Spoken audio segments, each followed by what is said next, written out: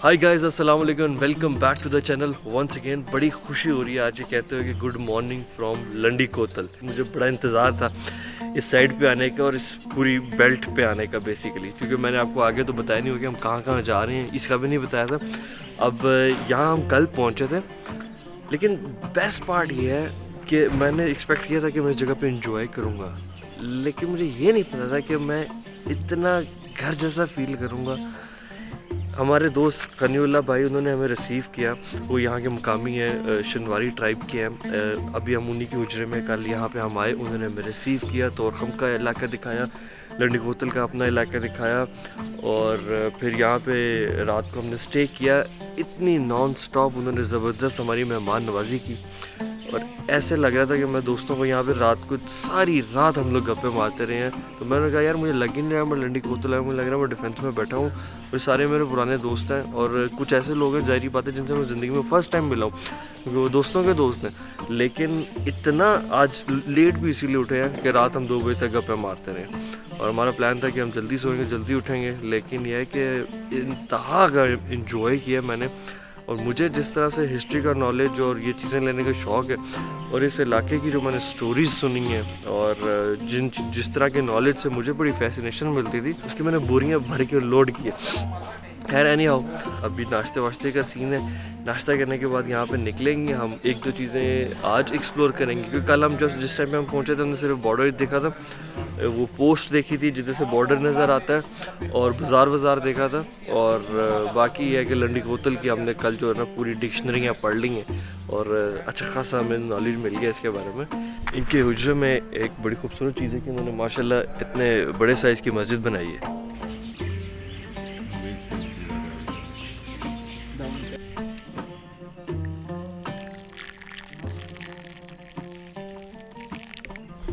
Time इस तरह से, और शागिर्द जब भी आता है ना इसी टाइम पे आता है, और 2-3 मरतबा आया और ईशा के बाद चला गया। मैंने इससे पूछा कि इस टाइम आ तो रहे हो। हमारे दोस्तों ने यहाँ पे एक कलेक्शन रखी हुई है बर्ड्स की, वो भी आपको दिखाते हैं जो इस इलाके के होते हैं। बाकी मुझे इसके बारे में ज़्यादा इन्फॉर्मेशन नहीं है, पूछ के इनसे आपको दिखाते हैं क्या सीन है। बड़ा खूबसूरत एक पूरा बड़े साइज़ का वो केज बनाया है, जिसके अंदर ये चकोर रखे हुए हैं। सिर्फ एक ही बर्ड है, चकोर है, और वो वैसे भी इस इलाके में जो है ना यहाँ का मकामी जानवर भी है। और इसके अंदर ये फ़ायदा है कि बड़ा इनको एक नेचुरल सा माहौल इन्होंने दिया हुआ है। इसके अंदर ये रहते भी हैं, खाते हैं, पीते हैं, थोड़ा बहुत तो अंदर फ्लाई भी करते होंगे, और इनके बड़े अच्छे क्यूट से नेस्ट शेस्ट बने हुए हैं, अंडे वंडे देते हैं, फार्मिंग भी होती है, लेकिन कोई पर्पज़ नहीं है इनको रखने का, ये सिर्फ शौक़ के लिए रखे हुए हैं।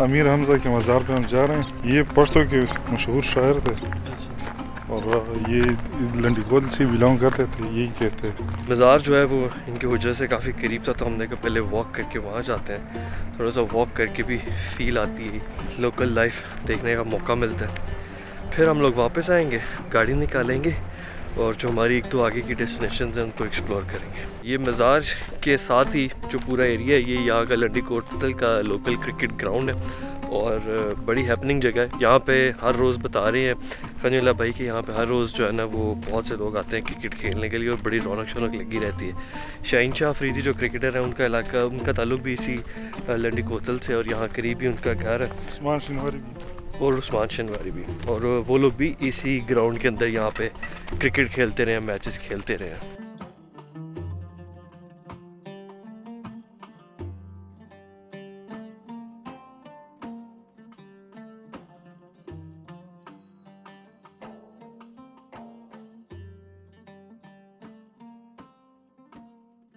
फिर इसके बाद यूँ हुआ कि हम कनीउल्लाह भाई की वजह से निकले, और आज लंडी कोतल में देखने के लिए और करने के लिए हमारे पास काफ़ी ज़्यादा ऑप्शंस अवेलेबल थे, लेकिन हमें अपने ऑप्शन को प्रायोरिटाइज़ करना था, क्योंकि आज शाम को लंडी कोतल छोड़ के हमने अगली डेस्टिनेशन की तरफ भी मूव करना था। फिर अवेलेबल ऑप्शंस में से मुझे सबसे ज़्यादा ख्वाहिश भी जो थी, लंडी कोतल आने से पहले भी मेरी ये विश थी कि मैं जब लंडी कोतल आऊँ तो मैं हाजी अयूब अफरीदी साहब का घर ज़रूर विज़िट करूँ। तो सबसे पहले हम वो काम करने के लिए निकले, और हम हाजी साहब के घर पे आ गए। अब यहाँ पे before we move forward to this subject, 2-3 बातें करना बहुत ज़रूरी है, जिसकी वजह से भाई आपकी खिदमत में हाजिर हुआ वीडियो को पॉज करके। एक तो ये कि आपको हाजी अयूब अफरीदी साहब का इंट्रोडक्शन देना, उस हवाले से थोड़ी सी बात करना, और इस घर का भी इंट्रोडक्शन देता हूँ। हाजी अयूब अफरीदी साहब लंडी कोतल के एक इंतहाई नामवर शख्स थे। 2009 में उस दुनिया से रुखसत हो गई, उनका इंतकाल हो गया। वो इंतहाई कामयाब और फेमस बिजनेस पर्सनैलिटी थे, सोशल पर्सनैलिटी थे, पॉलिटिकल पर्सनैलिटी थे इस इलाके की।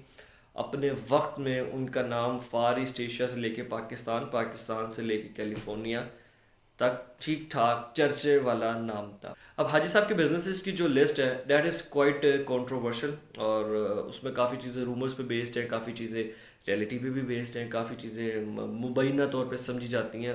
We don't know the reality, but I am not saying कि एवरीथिंग इज़ क्लीन और कुछ भी ऐसा वैसा नहीं होगा।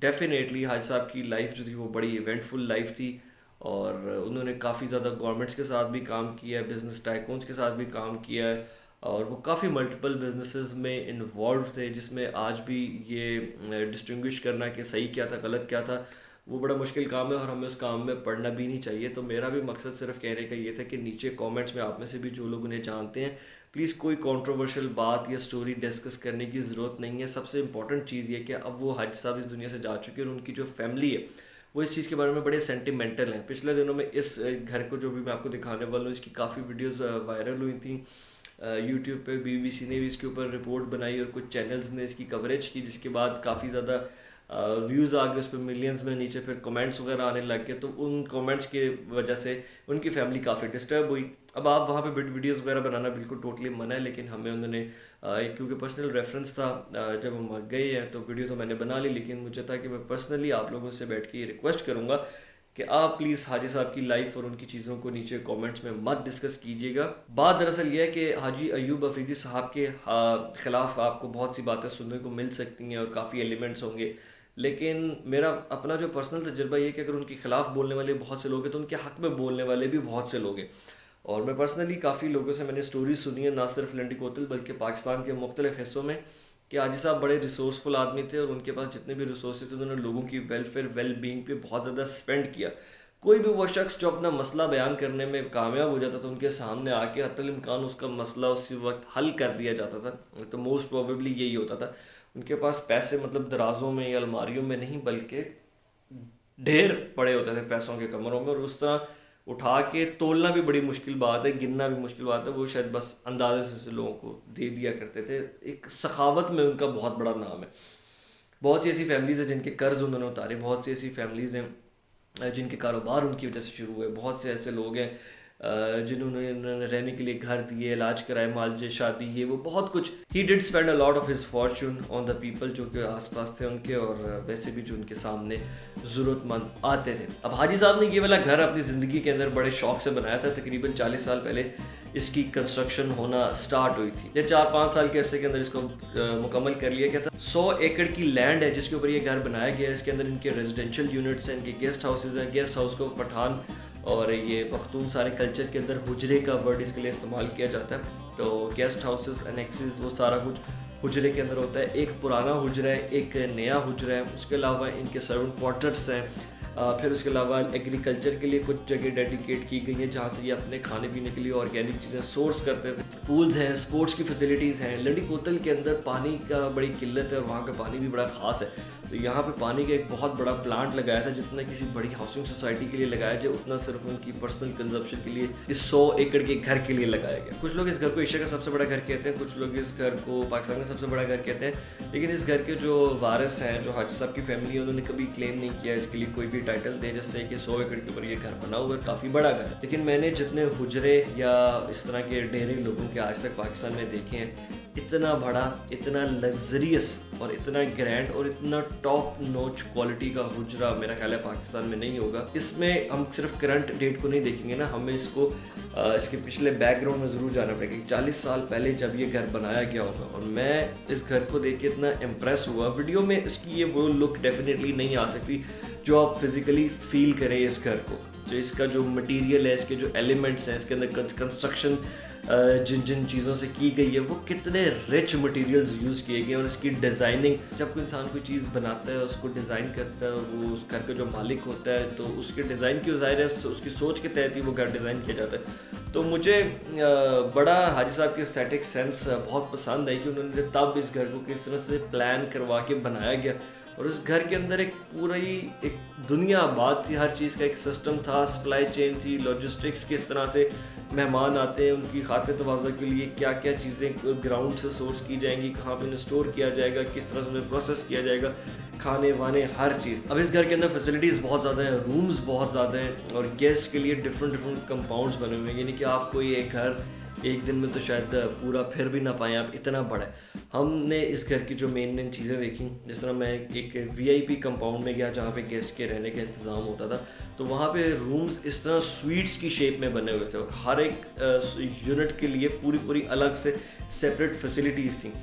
Dining hall, sofas, carpet, lights, chandelier, एक सुई से लेके मतलब है कि शैंडलियर तक, AC तक, बेडशीट, बेड, फर्नीचर, लैंप, हर चीज़ दुनिया के मुख्तलिफ कोनों से कहीं ना कहीं से सोर्स की गई। हर चीज़ की कोई ना कोई खासियत और यूनिकनेस है और उसकी कोई रीज़न है वहाँ आने की। यानी कि वैसे तो जनरली होता है ना कि ये इंपोर्टेड चीज़ है, इसको यूज़ किया जाए, इंपोर्टेड चीज़ें अच्छी होती हैं। यहाँ पे ये कॉन्सेप्ट नहीं था, अगर इंपोर्टेड है फिर भी उसके अंदर कोई खासियत है, that is something best of the best. यानी कि 40 साल पहले इतनी मॉडर्न फैसिलिटीज़ इंस्टॉल की गई, इस घर के अंदर ऑटोमेटिक सेंसर्स वाले डोर्स लगे हुए हैं, इस घर में ऑटोमेटिक पर्दे लगे हुए हैं जिन्हें आप रिमोट से खोल सकते हैं, बंद कर सकते हैं। उस ज़माने में अगर हम ये चीज़ें इमेजिन करें तो हमें सिर्फ हॉलीवुड की एंटीक इंग्लिश मूवीज़ में ये चीज़ें नज़र आती थी। अप्लाइंसेस जो नेशनल के, जो लोग रिकॉल कर सकते हैं 80s और 90s का ज़माना, नेशनल एक बड़ा टॉप नॉच ब्रांड समझा जाता था, तो उसके अप्लाइंसेस जगह जगह लगे हुए हैं, AC लगे हैं। ये तो आज की फॉर ग्रांटेड चीज़ें हैं ना, लेकिन उस ज़माने में ये एक इंतहाई लग्जरी का भी लग्जरी होता था।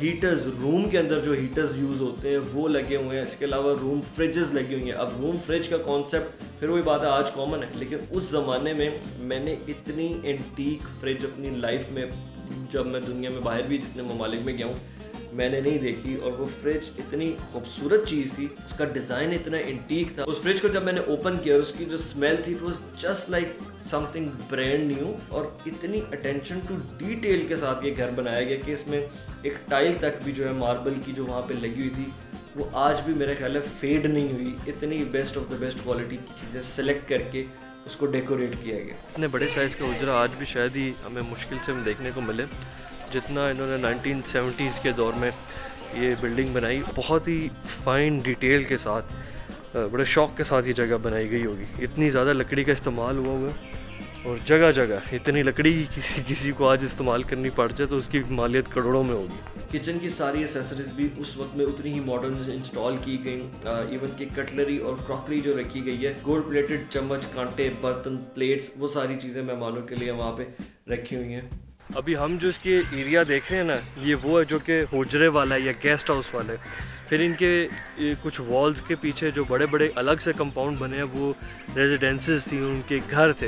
वो पठानों का एक कल्चर होता है कि उनके जो घर होते हैं वो विज़िट के लिए ओपन नहीं होते, और जो वैसे गेस्ट के लिए जो होता है ना वो हुजरे वाला ओपन होता है सारा एरिया। तो घर अगर हुजरा भी इतना लग्जरियस, इतना फैंसी किस्म का बना हुआ, तो बहुत लग्जरी किस्म के इनके घर भी बने होंगे और वो उनके भी साइजेज़, उनकी वॉल्स काफ़ी बड़ी नज़र आ रही हैं।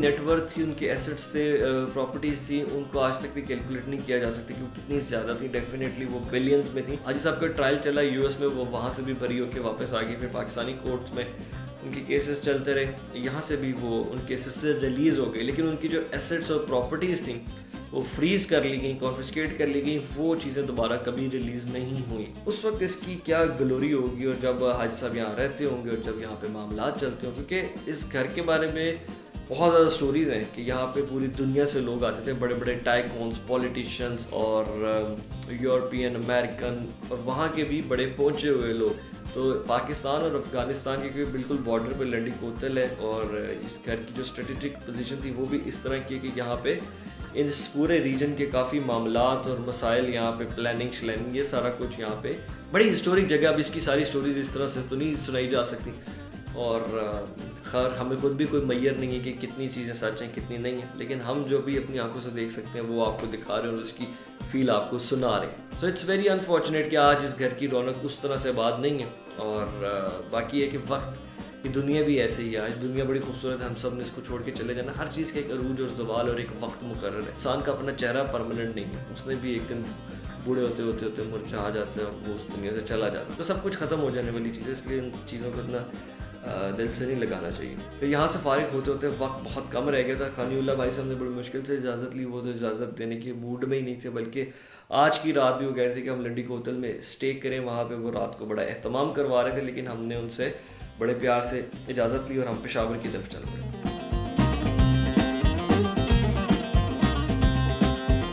अच्छा, हम लोग अब लंडी कोतल से निकले। कैमरे की जो मेमोरी थी वो फुल हो गई थी और मेरा एक कार्ड भी डैमेज हो गया। तो मैंने कहा यार वापसी का सफ़र वही है जो कल आपको दिखाया। अब हम पहुंच गए पेशावर कारखानों मार्केट। जो डैमेज हुआ कार्ड, उसकी जगह मैंने नया कार्ड ले लिया, वो ठोका है अभी कैमरे के अंदर और अब उसमें दोबारा रिकॉर्डिंग करनी स्टार्ट की। अब कारखानों मार्केट से मज़ीद कुछ लेना नहीं है, लेकिन यहाँ पे सितारा मार्केट है, वहाँ पे कैंपिंग की और आउटडोर्स का जो सामान वामान, हंटिंग की जो शॉप्स है ना, वो विंडो शॉपिंग के लिए एक नज़र मार लेता हूँ और आपको भी ज़रा दिखा देता हूँ। अब कारखानों मार्केट का ये सीन है कि एक वक्त में यहाँ पे काफ़ी इंपोर्टेड चीज़ें अच्छी बार्गेन कैची प्राइस पे मिल जाती थी, लेकिन अब मेरा ख्याल है कि वो वक्त नहीं रहा, क्योंकि बॉर्डर की जितनी भी ट्रेड है उसके डायनामिक्स अब काफ़ी चेंज हो गए हैं, starting from Torkham all the way to Chaman और नीचे जो ईरान वाला बॉर्डर है ताफ्तान भी। तो जो चीज़ें जिस तरह पहले हुआ करती थी ना, डे बाय डे ये चीज़ें चेंज होती जा रही हैं। अब आपको जो बॉर्डर के करीब मार्केट्स हैं, यानी कि किसी ने कमेंट भी किया होता है कि लंडी कोतल की मार्केट, बेसिकली लंडी कोतल के बाज़ार में आपको चीज़ें ज़्यादा अवेलेबल नहीं होती थी, वो पेशावर की बाज़ार में और कारखानों में और डिफरेंट मार्केट्स में वहाँ पे बेहतर मिलती थी। लेकिन अभी कारखानों मार्केट में मैं समझता हूँ कि कोई ख़ास ऐसी चीज़ नहीं रहेगी, बहुत सी बल्कि चाइनीज़ चीज़ें बीच में आके मिक्स हो गई हुई हैं और आपको जो अच्छी क्वालिटी की इंपोर्टेड चीज़ें सस्ती प्राइस में मिलती थी, वो वाला एलिमेंट मुझे तो अब नज़र नहीं आया। और अगर होगा भी तो वो लाइक 5-10% रह गया होगा, जो पहले शायद 80 या 100% होता था। हमने भी वहाँ पे सिर्फ विंडो शॉपिंग की, लेकिन खाम में कुछ ना कुछ लेने का दिल कर पड़ता है, तो फिर 2 कैंपिंग चेयर्स ले ली।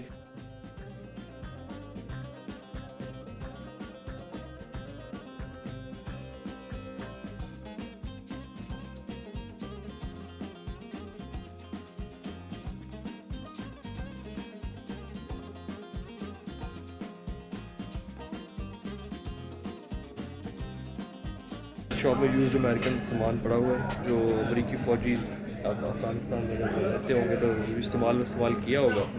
और अब यूएस गवर्नमेंट की प्रॉपर्टी जो है वो इधर पड़ी हुई है, कुछ चंद 100 रुपये में दस्तयाब है। इतना बिजी शहर है ना पेशावर, हसल बसल फुल भरा हुआ, फुल टाइम यहाँ पे ना एक क्यास है। लेकिन आप उस क्यास को ऑब्जर्व करते हैं ना, क्यास का भी एक रिदम है। जैसे कुछ लोगों के आपने देखा होगा, कहते हैं ये ऑर्गेनाइज्ड क्यास, ये क्यास है, शोर है, शराबा है, लेकिन आप खड़े होकर देखिए 2 मिनट खामोश हो गए, ऑब्जर्व करें क्यास कैसे चल रहा है। जैसे एक पानी का एक पैटर्न होता है ना, बही जा रहा है बही जा रहा है बही जा रहा है ये सब कुछ क्योटिक, लेकिन एक रिदम में चल। और ये माशाल्लाह हमारा खाना आ गया और बड़ा खूबसूरत लग रहा है। फुल टाइम जिस तरह ना सेंट्रल एशियन टाइप का कुजीन होता है, और बर्तन भी उस तरह के कलर के और गोश वोश और बड़े ज़बरदस्त कलरफुल प्रेजेंटेशन है।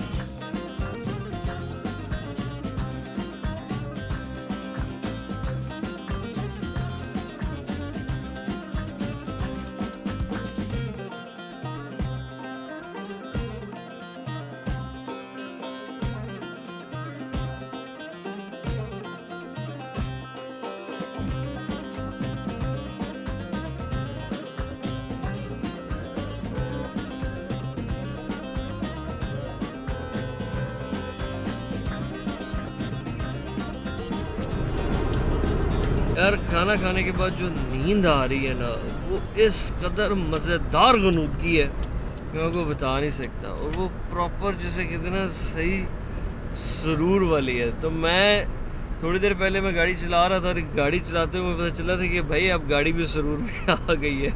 फिर शहजाद भाई को मैंने कहा भाई आपको पायलट है, सीट संभालें। अब हम लोग निकल पड़े हैं, हम जा रहे हैं कोहाट के रास्ते में। मगरिब का टाइम हो गया, सफ़र आपको नहीं दिखा सकूँगा क्योंकि मैं लगा हूँ सोने, और इंशाल्लाह कोहाट जाके ही अब आँख खुलेगी। और वैसे भी अब रात का टाइम है। रात का क़याम हमने कोहाट जाके किया, और कोहाट से अगले दिन फिर हम दरा आदम खेल गए। वो आप नेक्स्ट व्लॉग के एपिसोड में देखेंगे, कोहाट से दरा आदम खेल का सफ़र। और दरा आदम खेल मैं इसलिए गया था, वैसे मैं वहाँ पहले भी गया हूँ, लेकिन अभी मैं दोबारा वहाँ की जो गन मार्केट है और गन इंडस्ट्री है, जो वहाँ के कारीगर हाथ से असला बनाते हैं, उस प्रोसेस को मैं रिकॉर्ड करना चाहता था। तो नेक्स्ट व्लॉग में आप वो वाला सारा सीन देखेंगे। तब तक के लिए इजाज़त दें। Thank you so much.